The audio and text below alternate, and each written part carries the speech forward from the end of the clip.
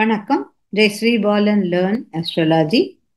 நம்ம இன்னைக்கு பார்க்க போற பதிவு கேது இப்போ சிம்மத்துல இருக்கு. முன்னாடி கன்னியா ராசியில இருந்தது, இப்போ சிம்ம ராசியில இருக்கு. அதனுடைய பலன்களை பத்தி எனக்கு தெரிஞ்ச அளவு உங்களுக்கு விரிவா சொல்லலாம்னு இருக்கேன்.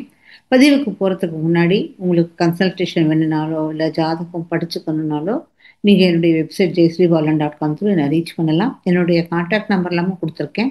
வாட்ஸ்அப் கூட நீங்க என்னை ரீச் பண்ணலாம். சப்ஸ்கிரைப் பண்ணிக்கோங்க. ஸோ தட் உங்களுக்கு நெக்ஸ்ட் ஏதாவது நல்ல லெசன் வரும்போது உங்களுக்கு அது ஒரு நோட்டிஃபிகேஷன் வரும். ஸோ அது உங்களுக்கு ஹெல்ப்ஃபுல்லாக இருக்கும். ஜாதகம் படிக்கிறதுக்கு பைசா இல்லாமல் கற்றுக்கிறதுங்கிறது ஒரு பெரிய விஷயம். நான் எல்லாமே எல்லா நுணுக்கமும் ரொம்ப அழகாக சொல்லி கொடுக்கறது வழக்கம். ஸோ அதனால் நீங்கள் கற்றுக்கிறதுக்கு வசதியாக இருக்கும். இப்போ எப்படி கேட்டீங்கன்னா, முன்னாடி கேது உங்களுக்கு கன்னியா ராசியில் இருந்தது. கன்னியா ராசி அப்படின்னாக்கா அது புதனுடைய மூலத்திற்கோண ஸ்தானம். அந்த இடத்துல தான் பிஸ்னஸ் நடக்கிற இடம். அங்கே தான் ஷேர் மார்க்கெட்லாம் நடக்கிற இடம். நான் முன்னாடி அந்த இடத்துல இருக்கும்போது அது மட்டும் இல்லாமல் அது எர்சைன் இருக்கிறதுனால நிறையா பூமியில் பிரச்சனை. இந்த ஈரான் ஈராக் இதெல்லாம் நான் சொல்லியிருந்தேன். அது மட்டும் இல்லாமல் ஈரான் இது இஸ்ரேலுடைய வாரை பற்றி பேசியிருந்தேன். அப்புறம் ஷேர் மார்க்கெட் முக்கியமாக இப்போ இது இங்கே நான் வர வேண்டிய விஷயம் என்னன்னு கேட்டால், எல்லாருக்கும் ஷேர் மார்க்கெட் பயங்கரமாக குறைஞ்சி லாஸில் இருக்குது. ஸோ இந்த மாதிரியான ஒரு விஷயம் நடந்த மாதிரியே இப்போ அடுத்தது கேத்து என்ன பண்ணியிருக்கார், பரிவர்த்தனை ஆகி சிம்மத்துக்கு போயிருக்கார்.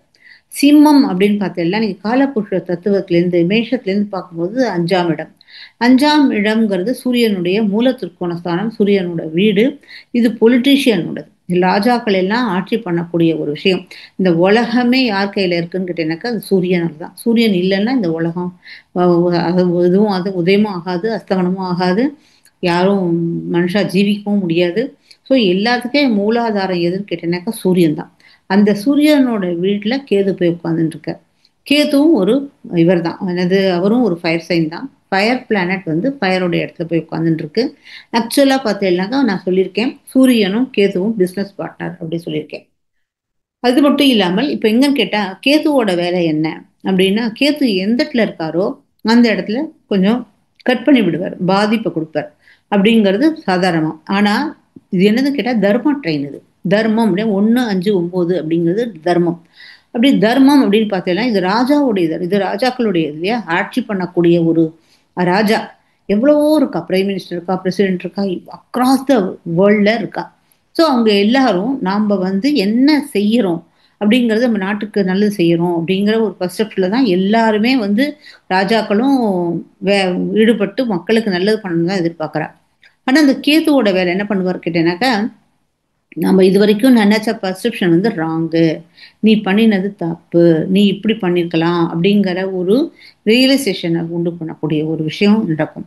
அது மட்டும் இல்லாமல் எப்படி இந்த இதில் பிஸ்னஸ் இடம் பாதிச்சதோ அதே மாதிரியே எல்லா பொலிட்டிக்ஸ்களுடைய, ஈவன் ட்ரம்ப்பாக இருக்கட்டும், யாராக இருக்கட்டும், நம்ம மோடிஜியாக இருக்கட்டும், எல்லா இடத்துலையும் ஆகஸ்ட் 15லேருந்து செப்டம்பர் 15 வரைக்கும் எல்லா இடத்துலையுமே பிரச்சனைகள் வரும். ரொம்ப பிரச்சனை இருக்கும். பொலிட்டிக்கல் இடத்துல நிறைய பேருக்கு பதவி இழப்பா, இல்லாட்டினா வேற மாற்றப்படுவா, ஏதோ நடக்கும். ஸோ எல்லாருக்கும் அக்ராஸ் த வேர்ல்டில் ஒரு பிரச்சனை இருந்து தான் இருக்கும். இப்போ இதுக்கு என்ன பரிகாரம் அப்படின்னு கேட்டீங்கன்னாக்கா, கண்டிப்பாக அப்படின்னா கேதுக்கு தலை கிடையாது. கேது எப்பவும் கால், அவருக்கு தெரிஞ்சதெல்லாம் காலு தான் இல்லையா. அவர் ஏன்னா வேறு அவர் மூலா இது தனூர்ல பார்த்தீங்கன்னாக்கா அவர் என்னது கேட்டால் அந்த அரச மரத்துடைய வேறவர் இல்லையா. அதனால காலடி அந்த மாதிரி அந்த விஷயம் தான் ரொம்ப பிடிக்கும். ஸோ நம்ம இது ரெண்டாவது இது பித்திருக்களுடைய சிம்மம் அப்படிங்கிறது அங்கே தான் நம்ம செப்டம்பர் மாதம் அந்த பித்திருக்கள் மாலையை பற்றி கொண்டாடுவோம்.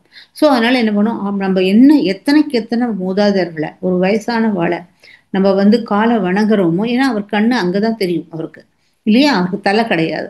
அதனால நம்ம எத்தனைக்கு எத்தனை அவர் காலை தான் உணர முடியும். அவர் தலை இல்லாததுனால அவர் நம்ம காலை தொட்டு வணங்கும் போது அவர் உணர்வர், ஓ நம்மளை யாரும் காலை வணங்குறா அப்படின்னு சொல்லிட்டு.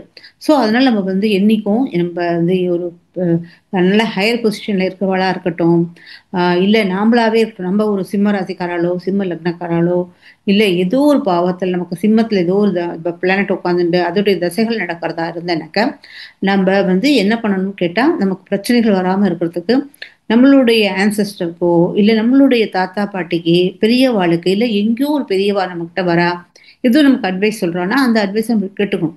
அது மட்டும் இல்லாம அவ உணர்றா மாதிரி அவ காலை தொட்டு நம்ம வணங்கணும். நிறைய பேர் வந்து ப்ரௌடு, நான் பணக்காரா, நான் ரொம்ப பணக்காரா, என்கிட்ட வந்து நான் யார் காலையும் விழ மாட்டேன், எனக்கு பைசா இருக்கு, இப்படியெல்லாம் நிறைய பேர் நினைச்சுப்பா. ஆனா இந்த சமயத்துல நம்ம எத்தனைக்கு எத்தனை இத காலை வணங்குறோமோ, அத்தனை தொட்டு வணங்குறோமோ, அத்தனைக்கு எத்தனை நமக்கு நல்ல பலன் கிடைக்கும். ஏன் இதுக்கு இன்னொரு காரணமும் இருக்கு. ஏன்னு கேட்டேனாக்கா, சிம்ம ராசிலேருந்து பார்த்தா 8ஆம் இடத்துல வந்து சனீஸ்வர பகவான் 4, 8, 12ங்கிறது மோட்சஸ்தானம் இல்லையா? 8ஆம் இடத்துல போய் சனீஸ்வர பகவான் போய் உட்கார்ந்துட்டு இருக்கார். எங்க? வாட்டர் சைன்ல போய் உட்கார்ந்துட்டு இருக்கார். ஸோ எப்படியா இருந்தாலும் இன்னும் ஷேர் மார்க்கெட்டுக்கு ஒரு இது கிடையாது.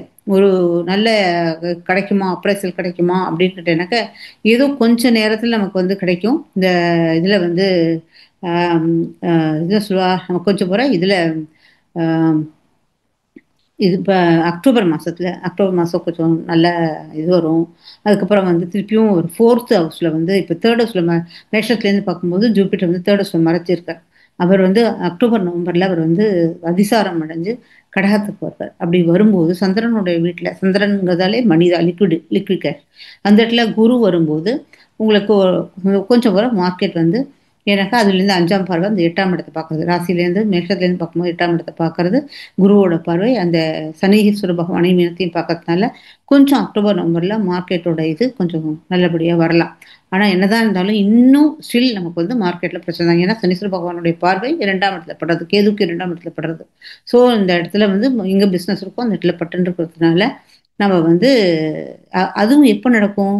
நம்ம தமிழ்நாட்டு பிரகாரம் ஜனவரி மாதம் தான் நமக்கு வந்து இதுவாகிறது, பயிற்சி அடைகிறது, சனி பயிற்சி அடையுது. இன்னும் சனி பயிற்சி அடையலை. இன்னும் இப்போ வந்து ஸ்ரார்த்த யோகம் தான் நடந்திருக்கு. சனியும் ராகும் கன்ஜக்ஷன் ஆகி எழுத்தாப்புல கும்பத்தில் வந்து ஸ்ரார்த்த யோகம் தான் நடந்துட்டு இருக்கு. ஸோ ஆனால் ஜனவரிக்கு அப்புறம் பார்த்தீங்கன்னாக்கா உங்களுக்கு சனீஸ்வர பகவானுடைய பார்வை வந்து 2ஆம் இடத்துல படும்போது அகெயின் மார்க்கெட் வந்து கீழே விடும். ஸோ அதனால நம்ம அதுக்கு முன்னாடி நம்ம யார் யாருக்கெல்லாம் பைசா லாஸ் இருக்கோ அவள்லாம் எத்தனைக்கு எத்தனை முடியுமோ பணத்தை வந்தது ஆதாயம் சொல்லிட்டு நஷ்டமும் இல்லாமல் லாபமும் இல்லாமல் நம்ம எடுத்துட்டு கொஞ்சம் குழைச்சிக்கிறது தான் நல்லது. அட் த சேம் டைம் யாராக இருந்தாலும் சரி, யார் சிம்ம ராசி, சிம்ம லக்னக்காரா, இல்லை எந்த பிளானட்ஸ் வந்து அங்கே உட்காந்துட்டு அவளுக்கு அதனுடைய தசைகள் நடக்கிறதோ அவள்லாம் வந்து என்னை பொறுத்த வரைக்கும் இது ஒரே ஒரு விஷயந்தான், ஆன்சஸ்டரை நம்மளுடைய வயசில் பெரியவாளை காலை தொட்டும் போது தான் அவரால் உணர முடியும். அதனால தொட்டு வணங்கும் போது உங்களுக்கு நல்லது நடக்கும். ஓகே, அடுத்து நம்ம வந்து ராகு